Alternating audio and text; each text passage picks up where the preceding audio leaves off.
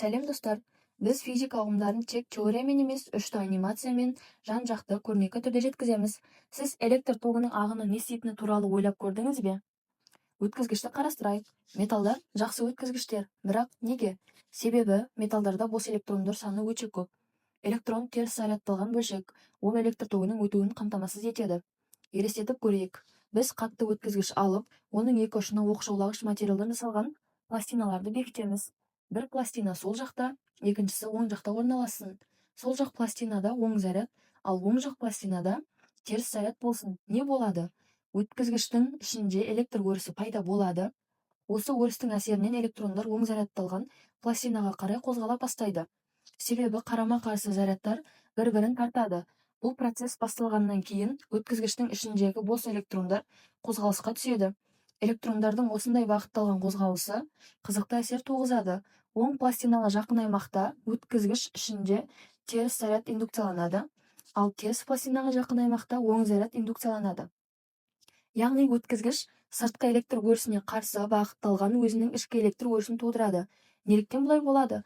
Өйткені өткізгіш ішіндегі электр өрісі сыртқы өрісті бейтараптандыруға тырысады. Соның нәтижесінде электрондар өте қысқа уақыт қозғалып, кейін тоқтайды. Электрондардың осы қысқа уақыттағы бағытталған қозғалысын электр тогы деп атаймыз. Яғни ток пайда болады, бірақ ол тек қысқа уақытқа ғана созылады. Енді маңызды сұрақ, осы токты бір сәтке ғана емес, үздіксіз қалай сақтауға болады? Мәселе мынада, ток сыртқы электр өрісін бейтараптандырғандықтан ол тоқтап қалады. Бірақ егер біз бұл бейтараптандыруды үнемі бұзып отырсақ ше, мысалы, оң пластинаға үнемі жаңа оң зарядтар, ал теріс пластинаға жаңа теріс зарядтар беріп отырсақ, егер бұл процесс үздіксіз жүрсе, онда электр өрісі жойылмайды. Демек, электрондар да үздіксіз қозғалып, тұрақты ток пайда болады. Осындай жүйені біз батарея деп атаймыз. Телефон батареясы, көлік аккумуляторы немесе қашықтан басқару пультіндегі батарея барлығы бір принципке негізделген. Олар өткізгіштің ұштарында тұрақты потенциалдар айырмасын ұстап тұрады, яғни тұрақты электр өрісін қамтамасыз етеді. Енді тағы бір маңызды нәрсе, батарея химиялық энергияны электр энергиясына айналдырады.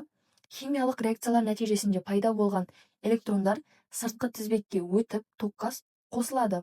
Алайда токтың негізгі бөлігін сымның өзіндегі бос өткізгіш электрондар тасымалдайды. Олар батарея тудырған электр өрісінің әсерінен қозғалады. Ток күші деп бірлік уақытта өткізгіштің көлденең қимасынан өтетін зарядтың мөлшерін айтады. Оның формуласы I тең Q бөлінген Т, өлшем бірлігі ампер. 1 ампер тең 1 кулон бөлінген 1 секундқа. Ал заряд квантталған шама болғандықтан, оны Q тең N көбейтілген E түрінде жазуға болады. Сондықтан ток күшін I тең N көбейтілген E бөлінген Т деп алсақ болады. Мұндағы N электрондар саны, E элементтар заряд.